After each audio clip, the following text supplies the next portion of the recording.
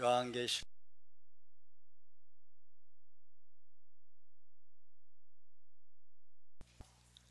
씩 교도하겠습니다.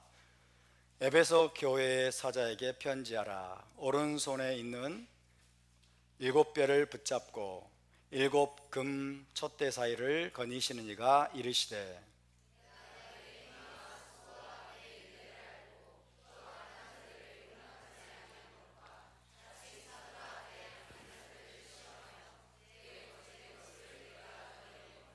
또 내가 참고 내 이름을 위하여 견디고 게으르지 아니한 것을 아노라.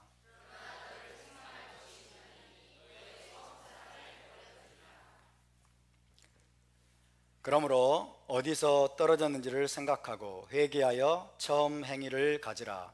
만일 그리하지 아니하고 회개하지 아니하면 내가 내게 가서 내 촛대를 그 자리에서 옮기리라.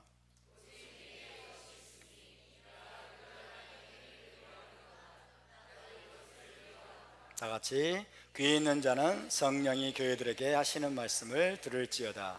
이기는 그에게는 내가 하나님의 낙원에 있는 생명나무의 열매를 주어 먹게 하리라. 아멘. 어디서 다 같이 했나 싶더니 여기서 했네요.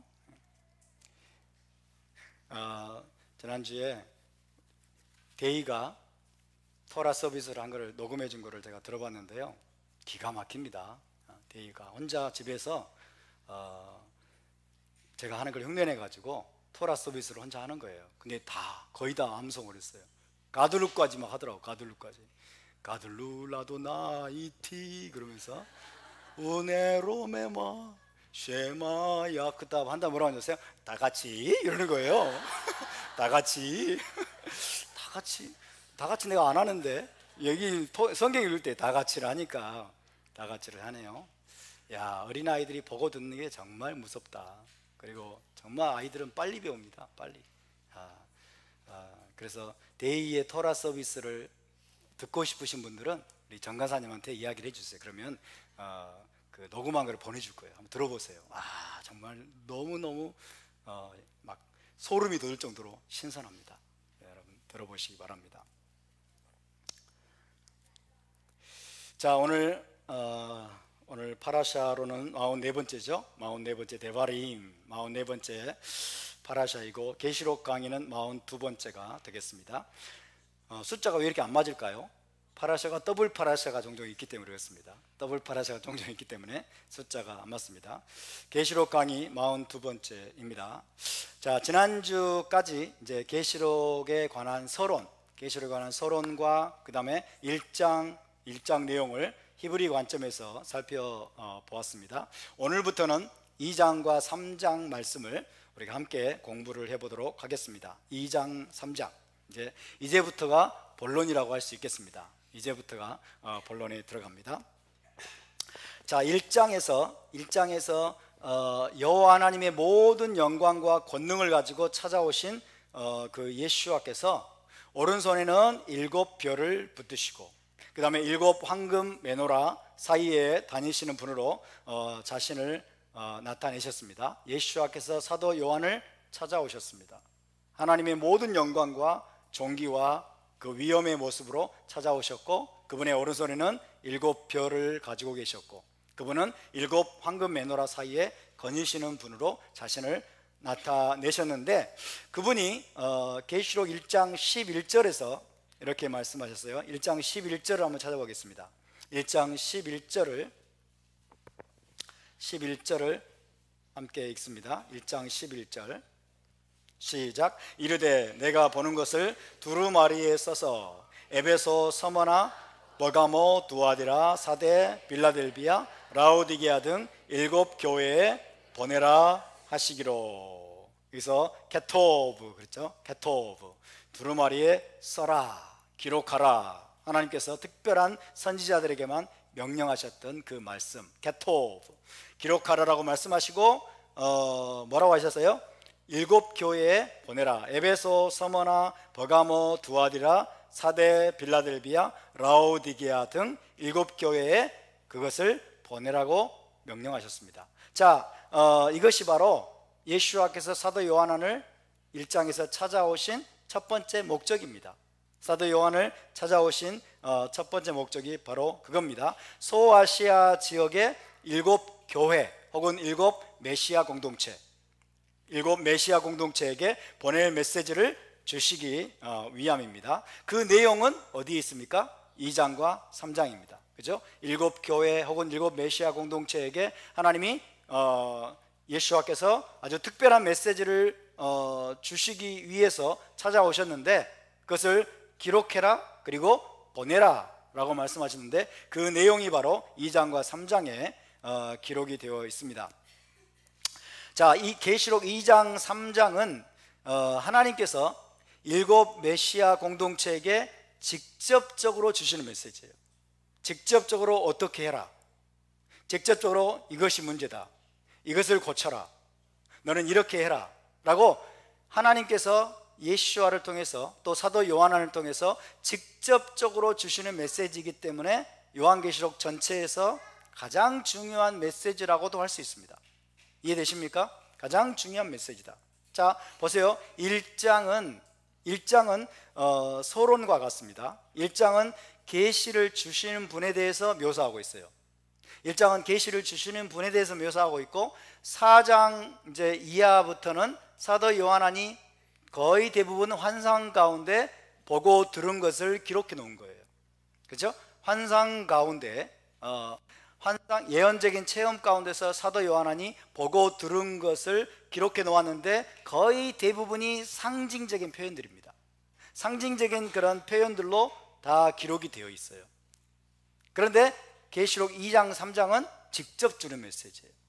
7교회에게, 7메시아 공동체에게 직접적으로 주시는 구체적인 분명한 메시지입니다. 물론 거기에도 상징적인 표현들이 있긴 있습니다만은 어쨌든 계시록 2장 3장은 계시록의 1차 수신자인 7메시아 공동체에게 하나님이 직접 어떻게 하라고 지시하시고 말씀하시는 메시지이기 때문에 사실은 이 계시록 2장 3장이 가장 중요한 여러분 내용이라고 할 수 있는 것입니다.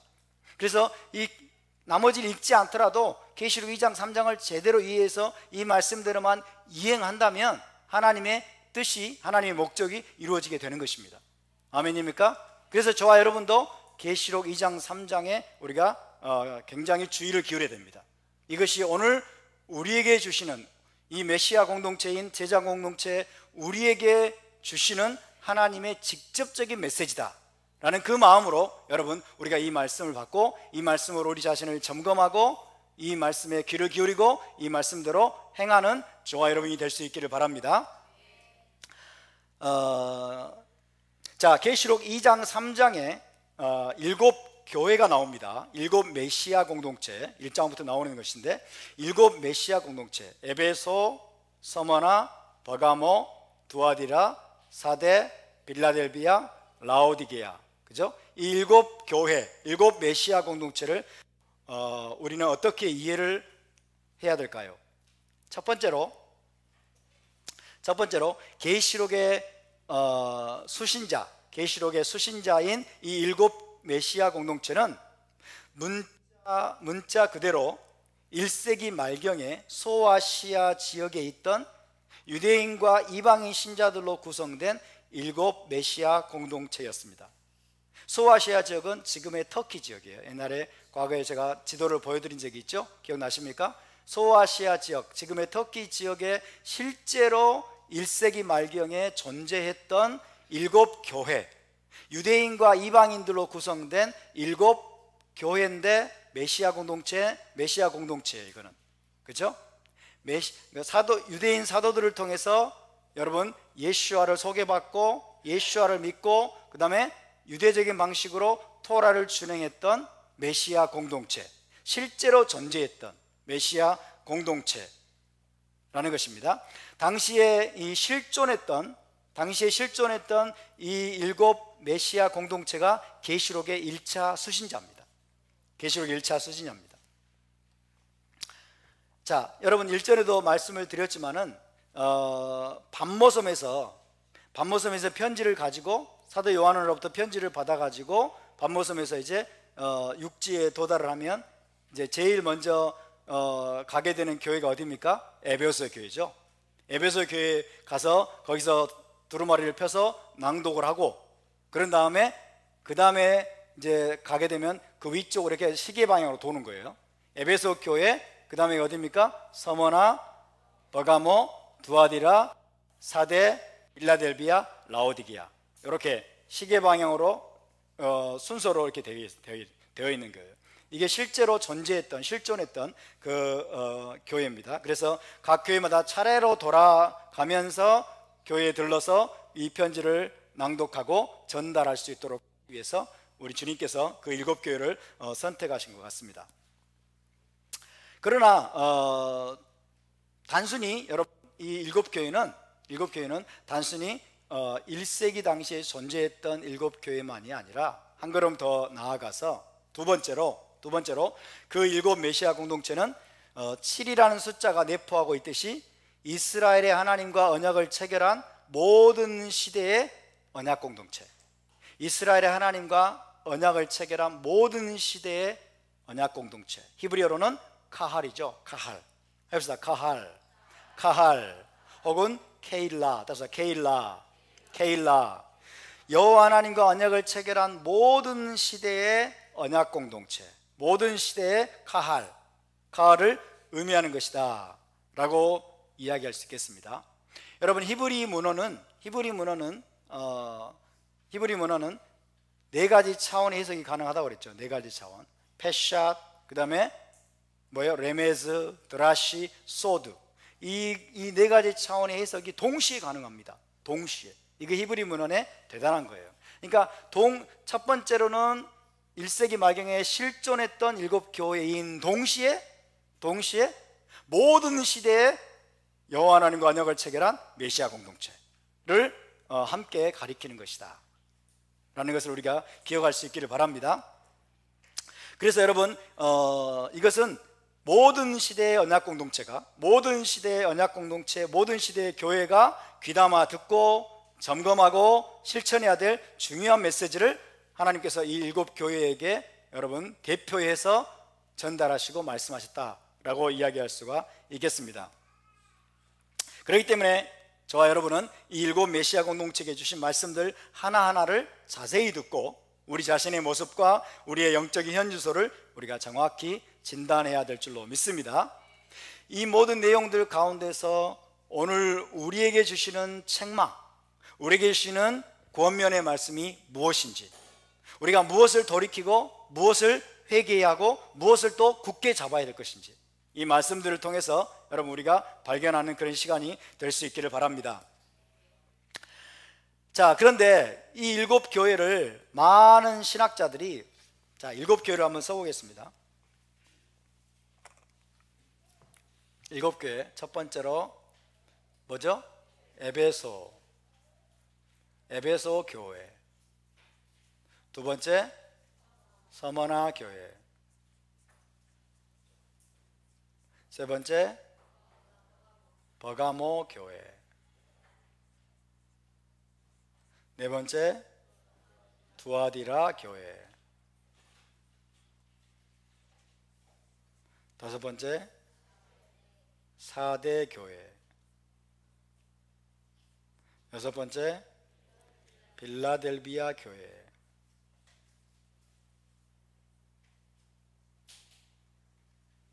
일곱 번째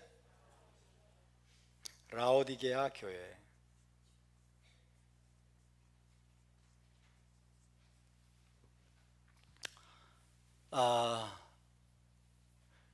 첫 번째로 이건 실존했던 교회, 실존했던 교회들이다.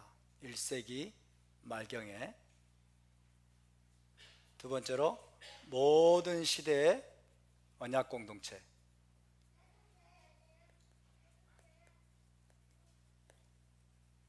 모든 시대의 언약 공동체 카할, 하나님의 카할을, 언약 공동체를 대표한다.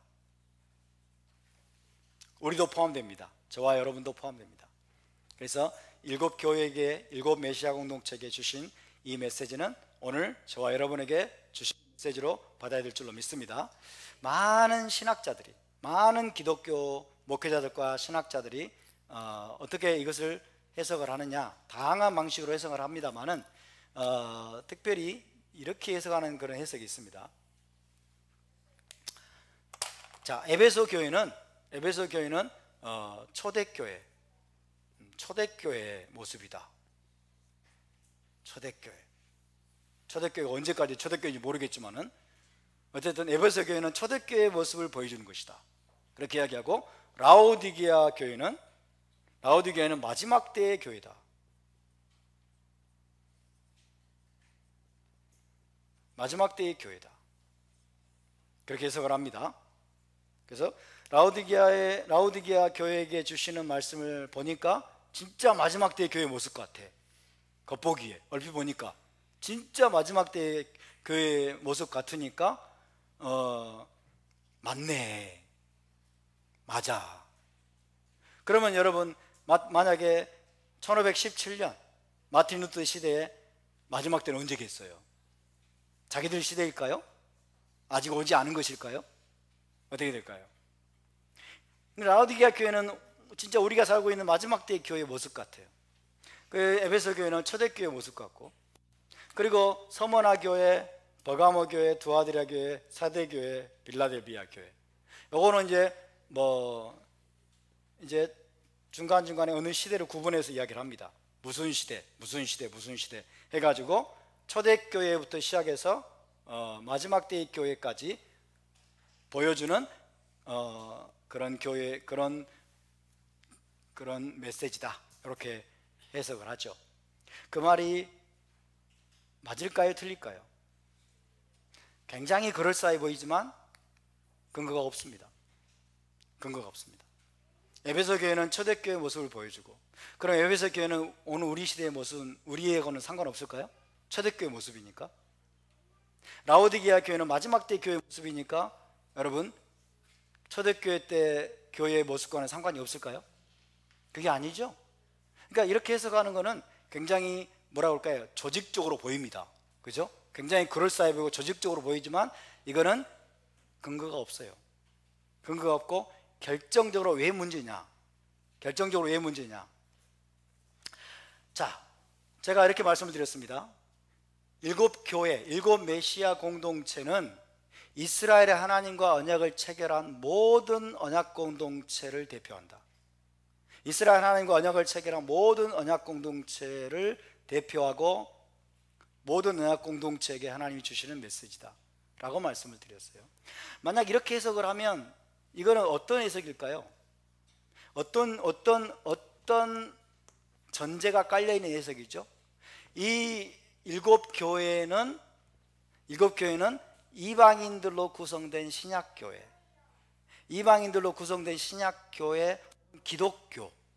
기독교만 해당한다라는 전제가 깔려 있는 거예요. 우리 기독교 신학자들이 이전에 존재했던 하나님의 언약 공동체, 그죠? 이전에 존재했던 하나님의 언약 공동체, 이스라엘이죠. 그러니까 그 이전에 존재했던 하나님의 언약 공동체인 이스라엘은 완전히 배제가 된 거예요. 완전히 배제가 되고 초대교회부터 시작하는 거죠. 초대교회부터, 그러니까 소위 말하는 기독교라고 하는 신약교회라고 하는 이방인들로 거의 구성된 그런 초대 기독교회만 대상으로 하고 있다라고 생각을 하면서 해석을 했기 때문에 이런 해석이 나온 것입니다. 그래서 이런 해석은 타당하지 않다라고 말씀을 드릴 수가 있겠습니다.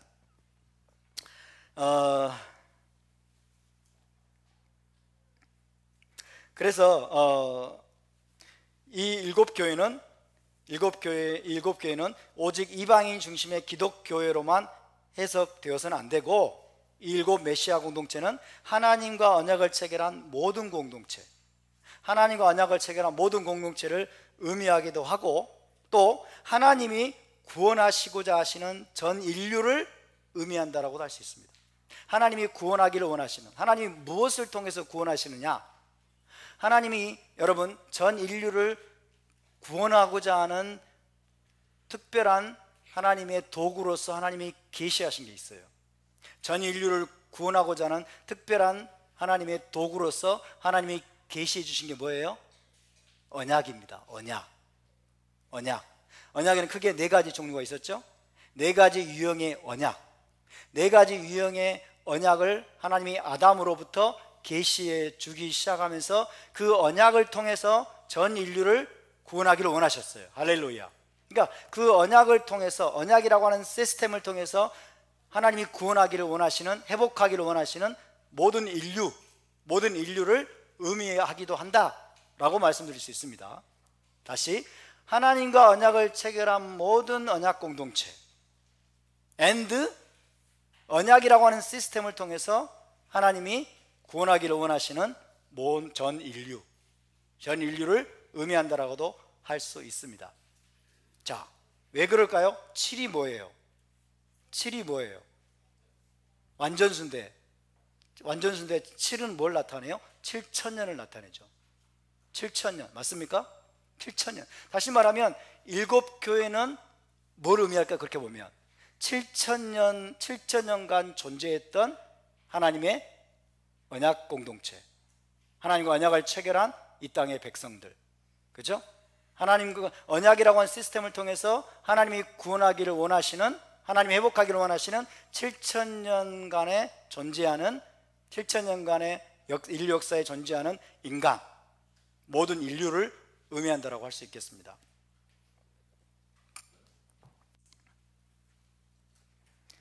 자, 그래서 여러분 먼저 그림을 다시 한번 보시기 바랍니다. 과거에 나눴던 내용들을 조금 상기를 한번 해보시는데요. 자, 요한계시록의 7의 시스템. 자, 첫 번째 나오는 게 일곱 편지, 일곱 교회에게 보내는 일곱 편지가 나오죠. 그 다음에 일곱 인, 일곱 나팔, 일곱 우레가 나오고 있고, 일곱 대접, 일곱 천사의 일곱 선포, 그 다음에 악한 일곱 왕국들, 이렇게 나오고 있죠. 요한계시록 전체가 거대한 메노라와 같다라고 말씀드렸어요. 거대한 메노라와 같다. 그래서 7의 구조로 요한계시록이 이루어져 있는데, 첫 번째 세트가 일곱 편지, 일곱 메시아 공동체가 주시는 일곱 편지가 나오고 있습니다.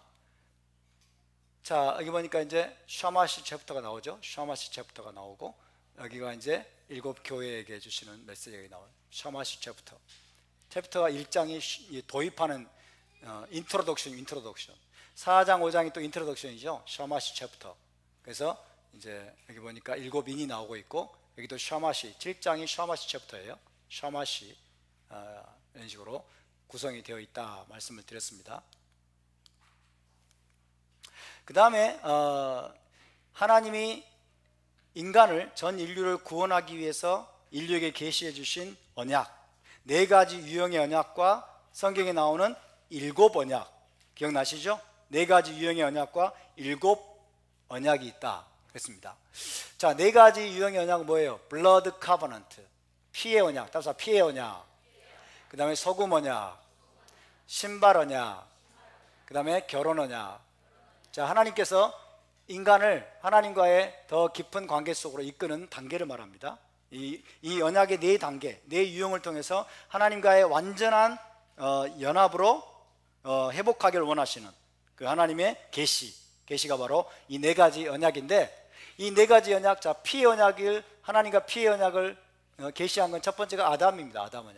아담 언약, 노아 언약. 그래서 아담 언약과 노아 언약이 이 피의 언약에 대한 계시가 담겨 있습니다. 그 다음에 신발 언약은, 소금 언약은 아브라함 언약, 그 다음에 야곱 언약. 이거는 뭐예요? 프렌드십이죠. 프렌드십, 하나님과의 친밀함, 하나님과의 우정으로의 계시고, 그 다음에 신발 언약은 모세의 언약과 다윗 언약. 이거는 기업을 주시겠다고 하는 언약입니다. 신발 언약. 그 다음에 예수와를 통해서는 이제 하나님께서 결혼 언약, 신랑 되신 예수와 그리고 결혼 언약을 완성하는 거죠.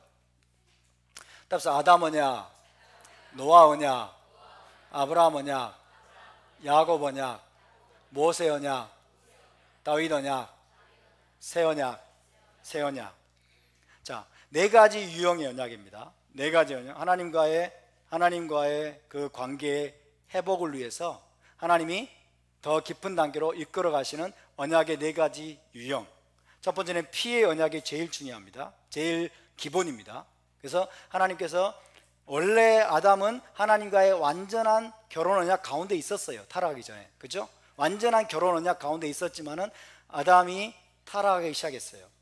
아담이 타락하고 그럴 때 하나님이 인간을 구원하기 위한 계획을 아담에게 먼저 계시하기 시작하셨어요.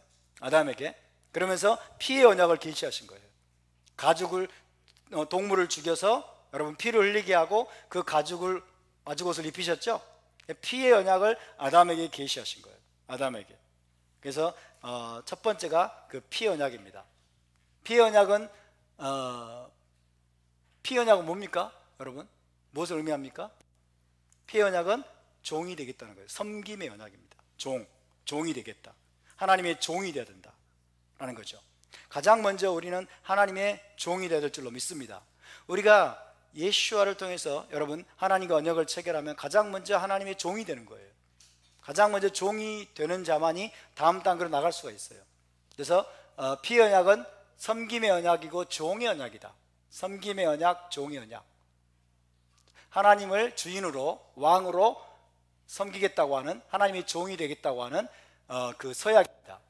그 다음에 이제 종의 언약을 통과한 자들이 이제 소금 언약으로 나가죠. 소금 언약. 소금 언약은 뭡니까? 펠로우십이에요. 펠로우십, 영원한 우정, 친밀함, 그죠? 프렌십. 그래서 소금 언약입니다. 소금 언약, 이제 하나님과의 친밀함을 키워가는 거죠. 그런 다음에 이제 더 깊은 단계는 이제 성숙한 아들들에게 하나님이 뭘 주십니까? 기업을 주신 언약입니다. 샌달. 내 발에서 신을 벗으라. 그죠? 샌달 언약입니다. 그래서 모세에게 기업을 약속하죠. 젖과 꿀이 흐르는 가나안 땅으로 너희를 인도하려 하노라 라고 하나님이 계시하십니다. 기업에 대한 약속을 주십니다. 그러나 이제 그 기업에 대한 그 언약을 이제 누렸던 자가 바로 다윗이죠. 다윗. 그죠? 그 기업에서 통치하시고 다스렸던 왕이 다윗입니다. 그러나 이제 결국 마지막에는 뭐예요? 결혼 언약입니다. 결혼 언약. 하나님과 완전한 결혼 가운데 함께 공동으로 통치하는 거예요. 함께 공동으로 통치하는. 그 다음에 그분이 왕이 되시고, 그 다음에 신부는 이제 왕후가 되어서 함께 다스리고 통치하는, 보좌를 공유하는 겁니다. 보좌를 공유하는 데까지 이끌기를 원하신 것이 하나님의 뜻입니다. 이 네 단계의 언약을 여러분 기억하십니까? 굉장히 새롭습니까?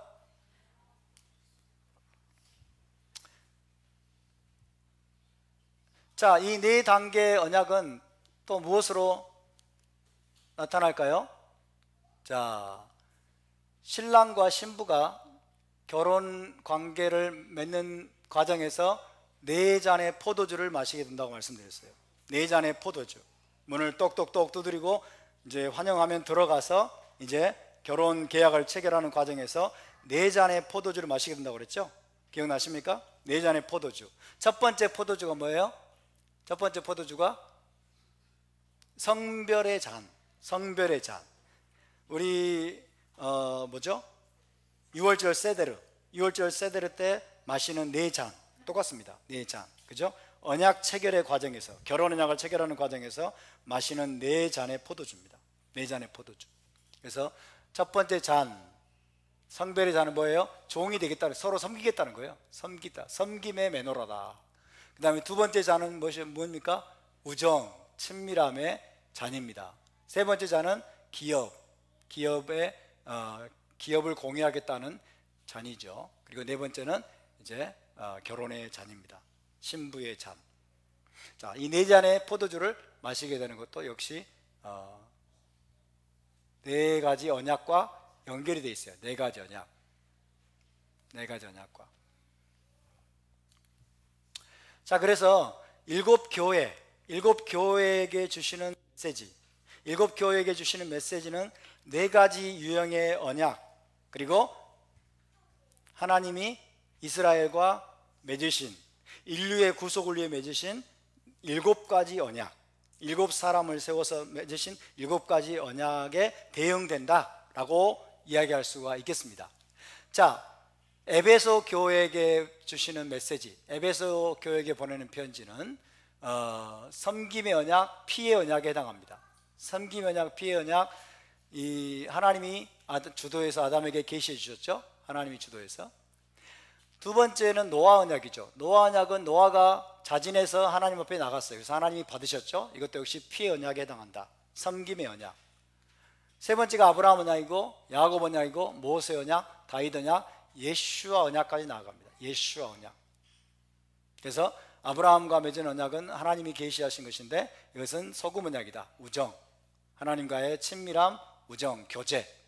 그 다음에 역시 아브라함 언약을 계승했던 야곱이 하나님께 자기 자신을 드릴 때 역시 소금 언약, 우정 언약을 계시한 겁니다. 그리고 모세 언약은 신발 언약이고 기업에 대한 언약이죠. 그 다음에 다윗 언약은 역시 신발 언약이고 기업에 대한 언약이고, 예수와를 통해서 이제 하나님이 완성하신 것은 결혼의 언약이죠. 이것을 색깔로도 표현할 수 있다고 그랬습니다. 빨주, 노초, 파남, 흰색, 그죠?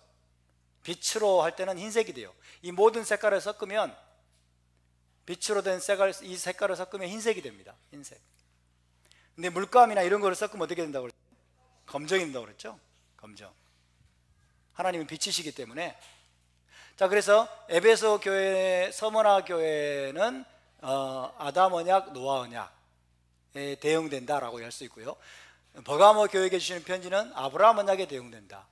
두아드리아 교회에게 주시는 편지는 야곱 언약, 사대 교회에게 주시는 언약은 편지는 모세 언약, 빌라델비아 교회에게 주시는 편지는 다윗 언약, 라오디게아 교회에게 주시는 편지는 예수와 언약, 새 언약에 대응된다라고 이야기할 수가 있겠습니다. 그래서 모든 시대의 모든 인류를 구속하기 위한 하나님의 언약에 대한 계시는 아담으로부터 시작된 거예요. 아담으로부터 시작돼서 창세기로부터 시작돼서 요한계시록이 완성되는 겁니다. 이해되시죠? 요한계시록이 완성된다. 그래서 일곱 교회를 통해서 하나님이 지금 우리에게 그것을 말씀해 주고 계신다라고 이야기할 수가 있겠습니다. 그래서 여러분, 우리는 이 계시록의 일곱 교회, 일곱 메시아 공동체가 단순히 신약에서부터 시작된 신약 교회만을 나타낸다라고 생각하면 안 되는 거예요. 아시겠죠? 성경 창세기부터 시작된, 창세기부터 하나님과 언약을 맺은 하나님의 사람들, 그렇죠? 창세기로부터 시작된 하나님의 사람들, 하나님과 언약을 체결한 모든 인류를 대표하는 게 바로 일곱 메시아 공동체다, 일곱 교회다 라고 이야기할 수 있겠습니다. 왜? 아담의 언약에 대한 계시는 누구부터 시작됐어요? 아담으로부터 시작됐기 때문에. 아담으로부터 시작됐고, 아담으로부터 언약이 깨어졌고, 그래서 하나님은 계속해서 이제 노아를 세우고, 아브라함을 세우고, 야곱을 세우고, 모세를 세우고, 계속해서 그들과 언약을 체결하면서 여러분, 인류 구속을 향한 하나님의 계획을 진행해 오셨고, 창세기부터 인류 구속을 향한 하나님의 계획을 진행해 오셨고, 그 하나님의 계획이 요한계시록에 가서 완성이 되는 거예요. 이해되시죠? 그러니까 일곱 교회, 일곱 메시아 공동체를 단순히 1세기 초대교회부터 시작돼 가지고 마지막 때 라오디아게는 마지막 때의 교회다 이렇게만 해석을 하면 너무 뭐예요? 협소한 해석밖에 안 되는 거예요. 너무 협소하고 좁은 해석밖에 안 되는 거예요. 그래서 일곱 교회, 일곱 메시아 공동체는 모든 시대의 언약 공동체, 그죠? 아담 이후에 모든 시대의 언약 공동체를 대표하고, 나아가서 언약이라고 하는 시스템을 통해서 하나님은 전 인류를 구원하기를 원하시고 구속하기를 원하시는데, 하나님의 그 메시지가 일곱 교회에게 주시는 편지에 담겨져 있다라고 우리가 이해하시면 되겠습니다. 이해되시면 아멘. 자, 그러면 이제 본격적으로 일곱 메시아 공동체에게 보내는 편지를 살펴보도록 하겠습니다. 오늘은 좀 개괄적인 것만 말씀을 드리고 다음 주에 계속해서 말씀을 드리겠습니다. 자, 먼저 전체적인 이제 구조를 보면 일곱 교회에게 보내는 편지, 일곱 메시아 공동체에게 보내는 편지의 전체적인 구조를 한번 살펴보겠습니다.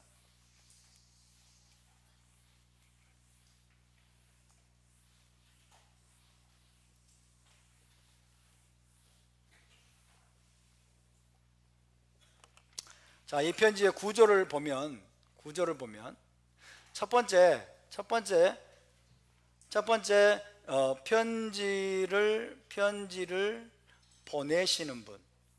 편지를 보내시는 분의 모습이 묘사가 됩니다. 편지를 보내시는 분의 모습이 묘사가 되는데 다 달라요. 에베소 교회에 보내는 분의 묘사가 다르고, 서머나 교회에게 편지하시는 분의 모습이 다르고, 그 다음에 버가모, 두아디라, 그 다음에 사대, 빌라델비아, 라오디게아, 각 교회에게 편지를 보낼 때 그 보내는 분에 대한 그 모습이 묘사되는데 그게 다 달라요. 다 다릅니다. 근데 그 모습은 원래 어디에서 보여준 모습이냐면 1장에서 보여준 모습이에요. 1장에서. 이해되십니까? 1장에서 사도 요한에게 나타나셨던 그 분의 모습 중에서 어느 일부분을 각 교회의 실정에 맞게, 각 교회에게 전달하려는 메시지에 맞게 그것을 강조하기 위해서 어느 특정한 모습을 강조해서 각 교회에게 그 모습을 하나님이, 지금 주님이 묘사해 주십니다. 자, 한번 볼까요? 첫 번째로 예를 들어서 에베소 교회 봅시다. 에베소 교회에게 편지하시는 분, 그분은 어떤 모습으로 나타나십니까? 7 별을 붙잡고 7 메노라 사이에 거니시는 분으로 묘사되고 있죠. 에베소 교회에게 편지하시는 분의 모습은 다른 교회의 모습과 달라요. 7 별을 오른손에 붙잡고 7 황금 메노라 사이에 거니시는 분으로 묘사가 됩니다. 왜 그럴까요? 그것은 무엇과 관계가 있어요? 그 교회에게 주시는 메시지와 관계가 있는 거예요. 그 교회의 상황과 그 교회에 처한 형편, 혹은 그 교회에게 강조해서 주고자 하시는 메시지와 관련된 모습으로 자기를 나타내요. 이해되시죠? 왜 그러면 주님께서 에베소 교회에게 이런 모습으로 나타나시느냐? 그것은 2장 5절에 그 경고를 하시기 위함이에요. 2장 5절 읽어봅시다. 시작. 그러므로 어디서 떨어졌는지를 생각하고 회개하여 처음 행위를 가지라. 만일 그리하지 아니하고 회개하지 아니하면 내가 내게 가서 내 촛대를 그 자리에서 옮기리라. 그죠? 자, 7 메노라 사이에 거니시는 분이에요. 근데 네가 회개하지 않으면 내가 너에게서 메노라를 치워버릴 것이다. 그 경고를 하시기 위해서, 그 경고를 주시기 위해서 지금 그 모습으로 나타나는 거예요. 이해되시면 아멘. 두 번째로 볼까요? 서머나 교회에게 편지하시면 어떤 모습으로 나타나십니까? 처음이요, 8절, 처음이요 마지막이요, 처음이며 마지막이요 죽었다가 살아나시는 분으로 나타나십니다. 그죠? 처음이며 마지막이요 죽었다가 살아나신 분. 처음이자 마지막이다 말은 무슨 말이에요? 알레프와 타브다 말은 하나님이 역사의 시작과 마지막을 주관하신다는 뜻이죠. 주관하시고 그 다음에 죽었다가 살아납니다. 왜 이런 모습으로 여러분 서머나 교회에게는 그런 모습으로 자기 자신을 계시하실까요? 그것은 10절을 보면 나타날 수 있습니다. 10절을 보면 너는 장차 받을 고난을 두려워하지 말라 그랬어요. 마귀가 장차 너희 가운데 몇 사람을 옥에 던져 심을 받게 하리니. 자, 장차 무시무시한 고난이 오게 될 건데 그걸 두려워하지 말라는 거예요. 그리고 어때요? 죽도록 충성하라는 거예요. 죽도록 충성하라. 그래서 이기는 자는 11절에 둘째 사망의 해를 받지 않을 것이다. 자, 처음이며 마지막이요 죽었다가 살아나신 분으로 서머나 교회에게 자기를 소개하는 이유가 무엇이냐? 그들이 장차 무시무시한 고난을 당하게 될 것인데 그 고난 가운데서 죽음의 공포를 느끼겠죠? 죽음의 공포를 느낄 테인데 그럴 때에도 너희는 내가 처음이며 마지막임을 기억하고 내가 죽었다가 살아난 존재라는 사실을 잊지 말아라는 거예요. 너희가 설령 죽임을 당한다고 할지라도 둘째 사망의 그 해로부터 내가 너희를 건질 것이다. 아멘. 그 메시지를 강조하기 위한 거예요. 그 메시지를 주시기 위해서 강조하기 위해서 우리 주님께서 처음이며 마지막이요 죽었다가 살아나신 분이라고 지금 여러분 서문화 교회에게는 자기를 소개하고 있는 거예요. 이해되시면 아멘? 그 의미를 우리가 알아야 됩니다. 왜 이렇게 다른 모습으로 자기를 소개하고 계실까? 그것은 그 교회가 당하고 있는 상황과 처지, 그리고 그 교회에게 강조하기 위해서 하나님이 주고자 하시는 어떤 강조하고자 하는 메시지를 자기의 그 모습으로 지금 표현하고 있다. 또 볼까요? 버가모 교회. 버가모 교회에 편지하신 분은 누구예요? 어떤 모습이에요?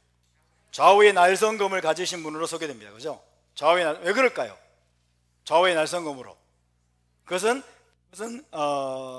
16절에 나와 있어요. 16절 그 이유는 16절을 볼까요? 시작. 그러므로 회개하라. 그리하지 않으면 내가 내게 속히 가서 내 입의 검으로 그들과 싸우리라.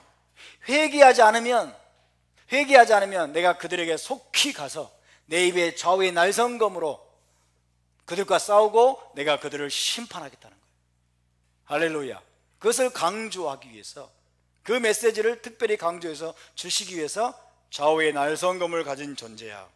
버가모 교회에게는 그렇게 자기 자신을 소개하고 있어요. 나는 좌우의 날성검을 가진 존재다.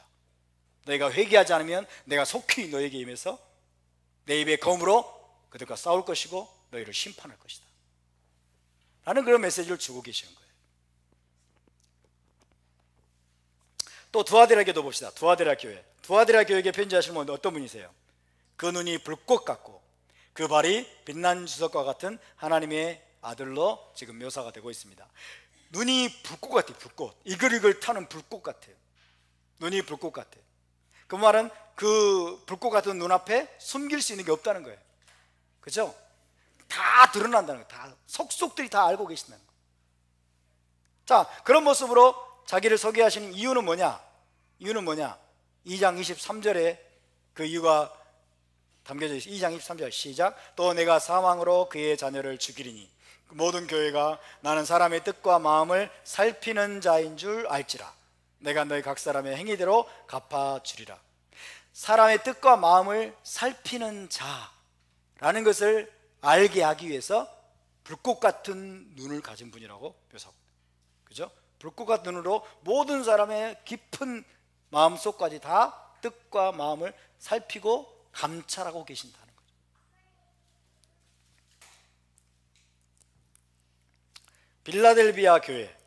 빌라델비아 교회로 봅시다.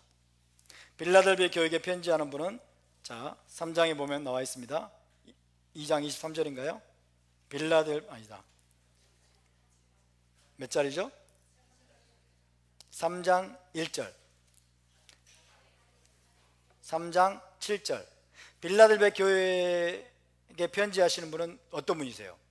거룩하고 진실하사 다윗의 열쇠를 가지신 분이죠. 그런 분으로 자기 자신을 소개하고 있어요. 이유가 뭐예요? 4절, 8절에 있어요. 볼지어다 내가 내 앞에 열린 문을 두었을 때 능히 닫을 사람이 없으리라. 그죠? 빌라델비아 교회에게 열린 문을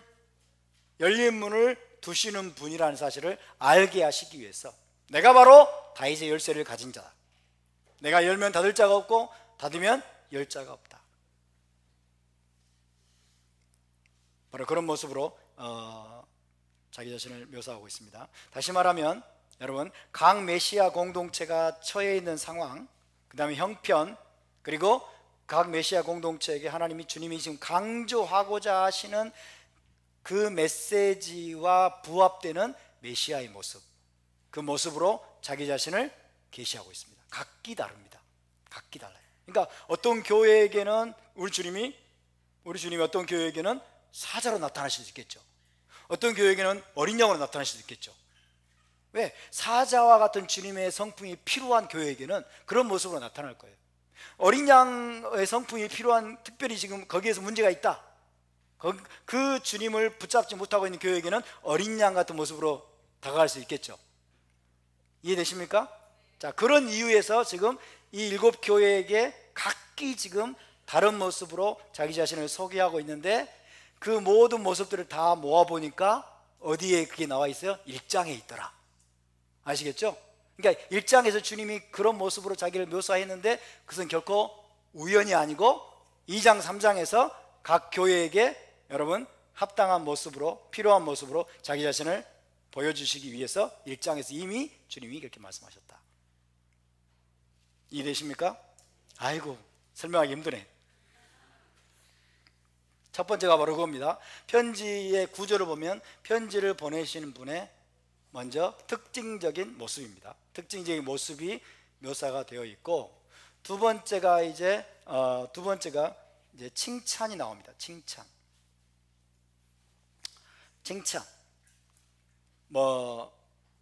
어떤 선한 행위.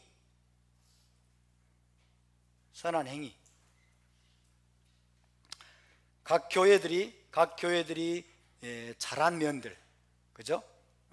순종한 것들, 또 승리한 것들, 이런 것들을 하나님이, 주님께서 다 하나하나 지금 칭찬을 먼저 하시죠. 칭찬을 먼저 해야 책망을 받을 준비가 되겠죠. 그죠? 책망부터 해버리면 먼저 마음이 상해버리니까 나중에 칭찬해봐야 필요 없어, 여기 나오죠. 그래서 하나님은 정말 우리를 잘 하십니다. 그래서 먼저 칭찬을 해주세요. 칭찬을. 세 번째가 뭡니까? 세 번째가 책망이죠. 책망입니다. 그래서 죄나 잘못이나 악한 행위, 이런 것들을 주님께서 책망을 하십니다.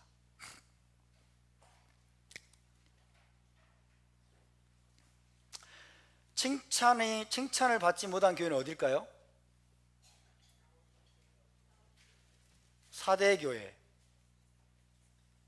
사대교회와 라오디게아 교회.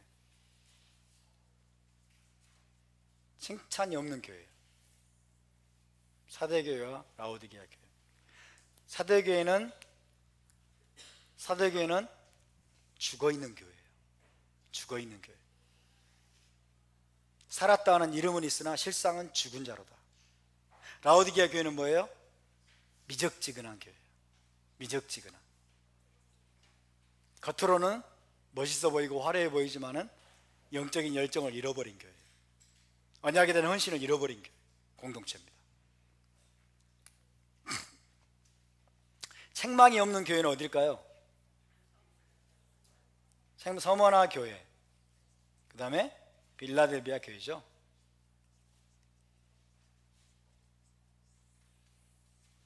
서머나 교회라는 그런 이름이 그래서 있어요. 서머나 교회, 빌라델비아 교회라는 교회도 있습니다.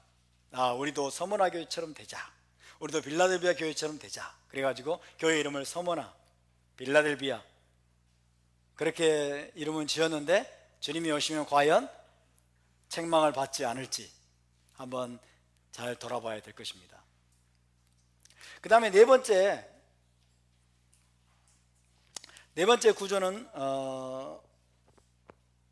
네 번째는 뭘까요? 회개를 촉구하십니다. 회개를 촉구하거나 아니면 하나님이 특별히 권면의 말씀을 주세요. 어떻게 해라, 권면의 말씀. 회개를 촉구하고 권면의 말씀을 주십니다. 각 교회마다. 그리고 마지막으로는 이기는 자에 대한 상급, 약속입니다. 이기는 자에 대한 상급과 약속이에요.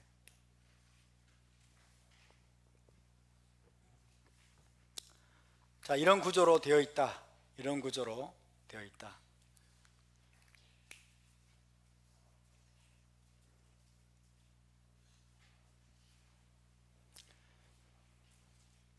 거의 대부분 아마 이런 구조로 되어 있는 것을 여러분이 발견하실 겁니다. 그런데 제가 먼저 이제 전체적인 구조를 보고 전체적인 이제 그 부분들을 먼저 말씀을 드리고, 그 다음에 이제 한 교회 하나 우리가 살펴볼 텐데요. 2장 3장을 관통하는 이제 공통적인 그런 부분들을 우리가 살펴볼 필요가 있습니다. 2장과 3장에서 특히 반복되는 단어들이 있어요. 특히 반복되는 단어들.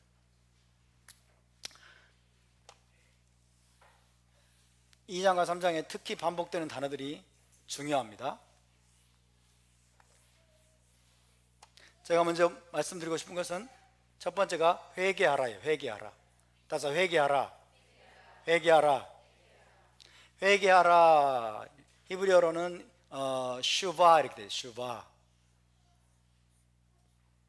따라서 슈바. 회개하라. 회개하라는 단어가 반복되고 있어요. 에베소 교회에게도 회개하라 라고 말씀하세요. 서머나 교회에게 회개하라가 없습니다. 왜? 책망이 없기 때문에. 그죠? 그 다음에 버가모 회개하라. 두아디라 회개하라. 사대 회개하라. 라오디게아 회개하라. 5번 나옵니다. 5번. 5번에 걸쳐서 회개하라, 회개하라, 회개하라 라고 나오고 있어요. 회개하라고 촉구하십니다. 주님 반복해서. 여러분, 가장 중요한 것이 회개하는 것입니다. 아멘. 가장 중요한 것이 회개한 것이다. 회개는 뭐예요? 돌아가는 것이에요. 돌이키라. 돌아가는 것, 돌이키는 거예요. 가던 길에서 여러분 뒤돌아서서 반대 방향으로 가는 겁니다. 반대 방향으로. 그죠? 회개는 자, 지금 제약된 방향으로, 잘못된 방향으로 가고 있었어요. 회개는 멈춰서 돌아서서 반대 방향으로 가는 거예요. 반대 방향은 어떤 방향일까요? 선을 행하고 의를 행하는 방향으로 돌아가는 거예요. 아시겠죠? 회개는 단순히 죄를 뉘우치고 눈물을 흘리고 잘못했다라고 고백하는 데서 멈춰지지 않습니다. 그것은 회개의 극히 중요한 일부에 불과해요. 주님 죄송해요, 용서해 주세요, 잘못했어요. 이거는 회개의 그냥 첫 부분일 뿐이에요. 그것도 필요합니다. 왜? 반대편으로 돌아서서 그와 반대되는 선을 행하고 의를 행하는 그 동기를 우리가 부여받기 위해서는 철저하게 뉘우쳐야 돼요. 철저하게 뉘우치고 잘못을 깨닫고 자백을 하고 그 다음부터는 반대 방향으로 돌아서서 여러분 선을 행하고 의를 행하는 삶으로 우리가 돌아가야 돼요. 아멘. 그러니까 자, 죄를 짓는 삶을 멈추고 돌아서서 여러분 반대 방향으로 돌아서서 돌이켜서 의를 행하기 시작하는 것이 바로 회개입니다. 이것이 히브리적인 회개예요. 의를 행하기 시작하는 것, 토라를 준행하기 시작하는 것. 여러분이 이 제자 공동체를 통해서 토라를 많이 배우실 겁니다. 토라를 많이 듣고 배우고 깨달으실 겁니다.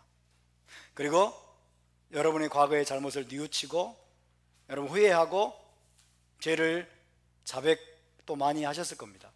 여러분 자신에게 물어보십시오. 어떤 의를 행하고 있나? 어떤 선을 행하고 있나? 하나님이 주신 언약의 케투바로 돌아가는 거예요. 언약의 토라 준행의 삶으로 돌아가는 거예요. 그죠? 어떤 토라의 명령대로 내가 선과 의를 행하고 있나? 내 삶에 어떤 변화가 일어났는가? 한번 자기 자신에게 반문을 해보시기 바랍니다. 깨달은 건 많아요. 들은 것도 많고 지식도 많이 생겼어요. 그런데 내가 의를 행하고 선을 행하고 있지 않으면 여러분 우리는 회개하지 않은 겁니다. 회개하지 않은 거예요. 우리 회개는 그런 회개는 충분하지 않아요. 기독교적인 과거에 우리가 기독교에서 헬라적인 회개는 충분하지 않습니다. 눈물을 흘리고 죄 짓고 눈물 흘리고 죄 짓고 눈물 흘리고 죄 짓고 고백하고 죄 짓고 고백하고 또 죄 짓고, 이거는 여러분 잘못된 회개예요. 그것은 충분하지 않아요. 다시 말씀입니다. 죄악된 삶을 멈추고 잘못을 스탑하고 돌이켜서 토라에서 말씀하신 대로 의를 행하기 시작하는 거예요. 선을 행하기 시작하는 거예요. 하나님의 계명을 순종하기 시작하는 거예요. 아멘입니까? 제가 종종 두려울 때가 있어요. 두려울 때가. 지식은 많은데, 저부터 시작해서 지식은 많은데 깨달은 것도 많은데 누가 뭔 말하면 뭐가 잘못됐는지 다 얘기해 줄 수 있는데 나는 선을 행하고 있나? 나는 적극적으로 선을 행하고 의를 행하고 적극적으로 하나님의 사랑을 실천하고 이웃에 대한 사랑을 내가 실제적으로 나타내는 삶을 살고 있는가? 그런 생각이 들면 때로는 두려울 때가 있어요. 때로는 두려울 때가 있습니다. 요한계시록 2장 3장에서 메시아 공동체에 주님이 반복해서 회개하라, 돌이켜라, 회개하라, 회개하라고 말씀하세요. 여러분, 하나님께서 인간에게 주신 최고의 축복 중에 하나가 회개하는 겁니다. 아멘? 이게 유대인들의 생각이에요. 인간에게 주신 최고의 축복 중에 하나가 회개예요. 왜? 아무리 큰 잘못을 저질렀어도, 그렇죠? 아무리 심각한 잘못을 저질렀어도 그 죄를 진심으로 뉘우치고 그 죄를 끊고, 여러분, 죄에서 돌아서서 토라로 돌아가서 언약의 케투바로 돌아가서 하나님의 뜻대로 하나님의 계명에 순종하는 삶을 살기 시작하면 하나님은 과거를 돌아보지 않으시는 분입니다. 하나님은 우리의 옛적 일을 기억하지 않으시는 분입니다. 아멘? 하나님께는 그것이 기억한 바 되지 않으신다고 말씀했어요. 그래서 하나님이 인간에게 주신 최고의 축복이 뭐냐? 회개예요. 회개. 과거와는 완전히 우리 운명을 뒤바꿔 놓을 수 있는 하나님의 최고의 축복의 시스템이 회개라는 것이에요. 여러분, 이 회개의 축복을 우리가 놓치지 않기를 바랍니다. 그래서 유대적인 삶에는 늘 회개가 있잖아요. 늘 회개가 있어요. 이제 우리가 티샤 베아브를 지나고 나면 조금 있으면은 뭐가 시작돼요? 40일간의 테슈바가 시작되죠. 그죠? 나팔절이 오기 전에, 왕이 오시기 전에 왕을 맞이할 준비를 하는데 가장 중요한 준비가 테슈바라는 거예요. 회개하는 거예요. 회개. 우리 마음 중심에 또 우리 모든 행위들을 점검하고 잘못된 것들을 우리가 여러분 뉘우치고 그 다음에 자복하고 그 다음에 돌아서서는 잘못한 것이 있으면 다른 사람에게 빚진 것이 있으면 빚을 갚아주는 거예요. 빚을 갚아주는 것까지가 회개예요. 그렇죠? 다른 사람 속여먹은 것이 있으면 속여먹은 그 돈을 변상해주고 거기에다가 뭐라고 그러죠? 거기에다가 플러스 더해가지고 갚아주는 것까지가 회개하는 거예요. 따라서 행하는 것까지가, 선을 행하는 것까지가 회개입니다. 할렐루야. 그래서 우리의 삶이 늘 다람쥐 쳇바퀴 돌듯이 돌아가고, 여러분 직장인들 늘 아침에 일찍 출근해서 직장 길에 매달리다가 저녁 늦게 퇴근하고 이런 종류의 삶이 여러분 현대인의 삶이고 다람쥐 쳇바퀴 돌아가는 삶이기 때문에 우리가 뭔가 딱히 선을 행하고 딱히 우리가 의를 행하고 딱히 우리가 뭔가 하나님 앞에 내세울 만한 의로운 행실이 없는 것 같은 그런 생각이 들 때가 많습니다. 그죠? 그런데 제가 여러분께 말씀드리고 싶은 것은 그런 것을 핑계로 삼지 말자는 거예요. 아멘? 그런 것을 핑계로 삼지 말자. 우리가 일상에 그런 삶을 뛰어넘어서 하나님이 내게 말씀하신, 하나님 우리에게 명령하신, 하나님이 행하라고 말씀하신 공의와 정의와 그 다음에 여러분 선을 행할 수 있는 모든 기회들을 우리가 잡아야 될 줄로 믿습니다. 적극적으로 선을 행하고 적극적으로 의를 행할 때 우리는 죄에서 점점 멀어지게 돼요. 할렐루야. 적극적으로 우리가 토라를 공부하고 적극적으로 선을 행하고 의를 행하는 일에 늘 관심을 기울이고 있으면 죄 지을 시간이 없게 되는 거예요.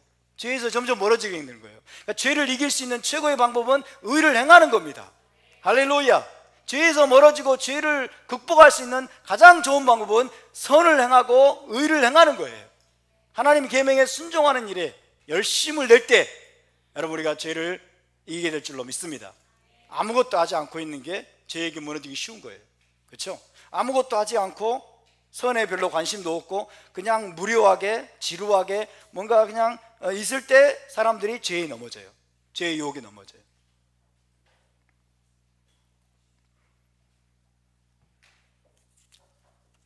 그래서 우리는 오늘 2장 3장에서 특별히 주님이 반복해서 말씀하시는 회개하라, 회개하라, 회개하라. 회개하지 않으면 내가 내 입의 검으로 그들과 싸울 것이다. 그리고 그들을 싸운다면 심판한다는 거예요. 내가 그들을 심판할 것이다. 회개의 기회를 주시는 주님을 찬양합니다. 우리가 아직 생명이 붙어있는 시간은 회개할 기회가 주어져 있는 것입니다. 아멘. 우리가 살아있고 날마다 아침에 깨어서 눈이 떠지고 우리가 또 하루를 살아갈 수 있는 시간이 우리에게 주어지는 것은 오늘 하루 우리가 회개할 기회가 우리에게 주어진 놀라운 은혜를 부여받은 것임을 기억하시기 바랍니다. 오늘 하루 나는 어떻게 회개할 것인가? 어떻게 내가 악을 버리고 죄를 버리고 적극적으로 선을 행하고 의를 행하고 하나님의 토라의 계명에 내가 순종할 것인가? 거기에 더 큰 관심을 기울이는 저와 여러분이 될 수 있기를 바랍니다. 아멘. 여기까지 하겠습니다.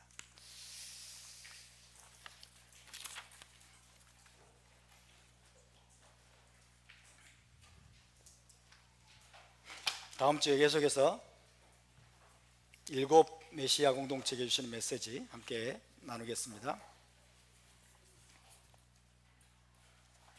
자, 우리 함께 일어나서 기도합시다.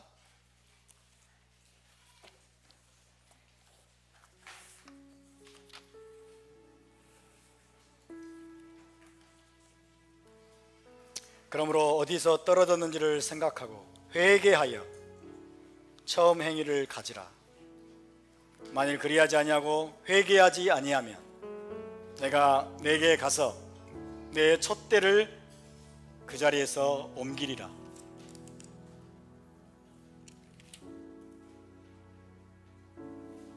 그러므로 회개하라. 그리하지 아니하면 내가 내게 속히 가서 내 입의 검으로 그들과 싸우리라. 또 내가 그에게 회개할 기회를 주었을 때 자기의 음행을 회개하고자 아니하는도다. 회개하라. 그러므로 내가 어떻게 받았으며 어떻게 들었는지 생각하고 지켜 회개하라. 만일 일깨지 아니하면 내가 도둑같이 이르리니 어느 때에 내게 이르는지 내가 알지 못하리라.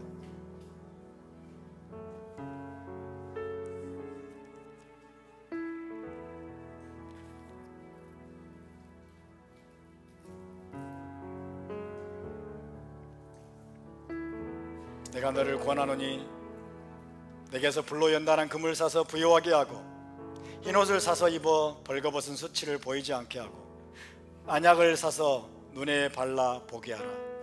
물은 내가 사랑하는 자를 책망하여 징계하노니 그러므로 내가 열심을 내라. 회개하라. 오늘 우리의 마음속 깊은 곳을 한번 점검하기를 원합니다. 우리의 행실을 점검하기 원합니다. 우리의 삶을 점검하기 원합니다. 우리의 삶이 진정한 회개의 삶인지 돌아보기를 원합니다. 깨닫기만 많이 하고 지식은 많아지고 우리의 머리에 들은 것들은 참으로 많은데 어떻게 해야 된다라는 그런 말씀들은 참으로 많이 들었는데 주님, 우리의 삶이 정말 열매를 맺고 있는 삶입니까? 회개의 열매를 맺고 있습니까? 주님, 우리 하나님의 토라에 합당한 삶을 살아가고 있습니까? 선한 행실의 열매가 우리의 삶 속에 맺혀지고 있습니까? 나의 삶 속에 의의 열매가 맺혀지고 있습니까? 공의와 정의가 행해지고 있습니까? 나의 삶 속에 주님의 사랑과 주님의 긍휼을 실제로 많은 이들에게 베푸는 삶의 열매가 나타나고 있습니까? 주님, 우리의 빈곤한 삶을 불쌍히 여겨 주시옵소서. 열매 없는 우리의 삶을 용서하여 주시옵소서. 주님, 우리가 진정한 회개를 알기 원합니다. 회개할 기회를 우리에게 주시는 주님을 찬양합니다. 주님을 회개할 기회가 있는 이 시간을 우리가 놓치지 않게 도와주시고 헛되이 흘려버리지 않도록 도와주시옵소서. 다시 한번 우리가 통성으로 기도합시다. 거룩하신 아버지, 감사드립니다. 주님, 7 교회에게 주시는 7 메시아 공동체에게 주시는 아버지여, 회개하라, 회개하라, 돌이키라, 돌이키라, 열심을 내라, 열심을 내라, 내 행위를 돌이켜라고 말씀하시는 주님, 그 주님의 음성을 우리가 소홀히 여기지 않게 도와주시고 아버지여, 머리에 많은 지식으로 만족할 수 없습니다. 토라의 많은 지식으로 우리가 만족할 수 없습니다.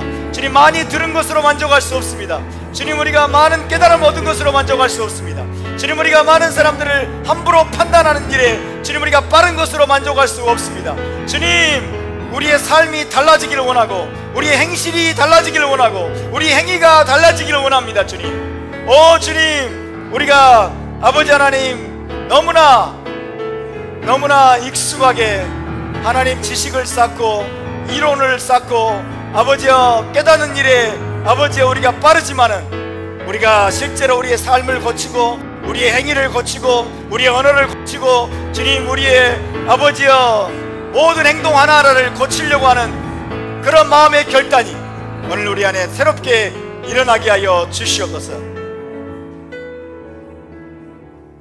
거룩하신 하나님,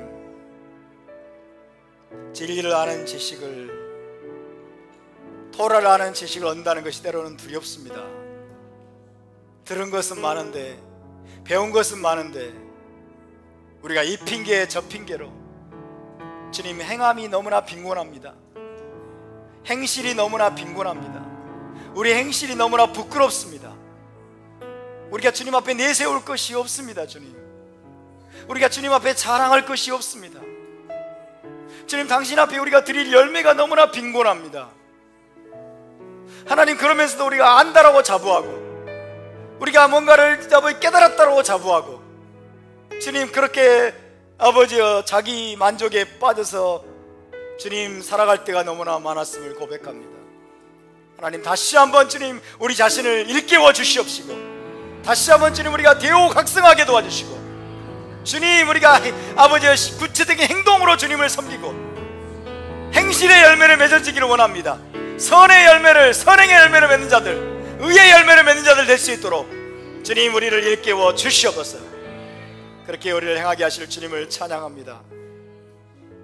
회개할 기회를 주시는 주님을 찬양합니다. 생명이 붙어있는 동안 오늘 우리가 또 다른 하루를 주님 살아갈 수 있는 시간을, 이 기회를 부여받은 이 시간들을 낭비하지 않도록 주님 도와주시옵소서. 감사드리며 주 예수와 이름으로 기도하옵나이다. 아멘. 예바레케카 아도나이 베이시메레카 야엘 아도나이 파나베레카 비후네카 이사 아도나이 파나베레카 베아셈레카 샬롬. 여호와는 내게 복을 주시고 너를 지키시기를 원하며, 여호와는 그의 얼굴을 내게 비추사 은혜 베푸시기를 원하며, 여호와는 그 얼굴을 내게로 향하여 드사 평강 주시기를 원하노라. 베셈 예슈와 메시케이누 사르